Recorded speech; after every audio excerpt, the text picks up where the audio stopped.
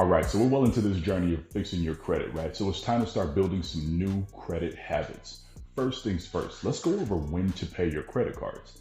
A lot of people look at their credit card statement, or they get a bill reminder on their email, or they go into the app and they see their payment due date. I want you to forget this date ever existed. I want you to go look at your credit statement or your credit card statement, and I want you to look up a date or an area in your statement called the statement date. The statement date is the date that your credit account closes, or the part of your cycle where your credit account closes.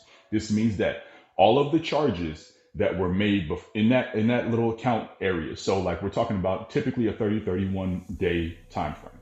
So let's just say your statement date is from, or your statement period is from January 1st to January 31st.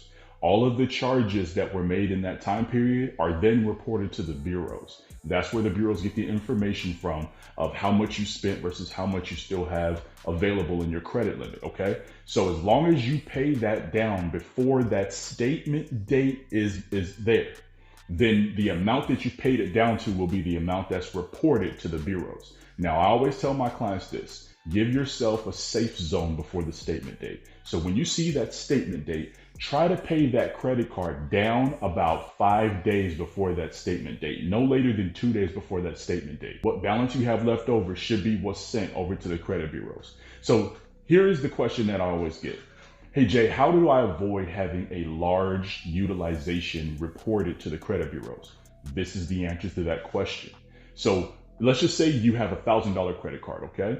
And you run it up to $900, but you pay that $900 down to $100 2 days before the statement date, and you don't make any more charges after that. Then the $100 is what will be reported to the bureaus at that time. Thus, you will have a 10% utilization reported.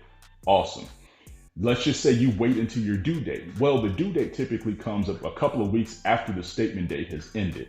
So that statement has already been reported as $900 to the bureaus. That means you have 90% utilization being reported on that one account.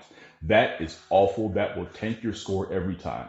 Pay your credit cards down a few days before the statement date. Don't make any more charges till well after the statement date, and you'll be good to go.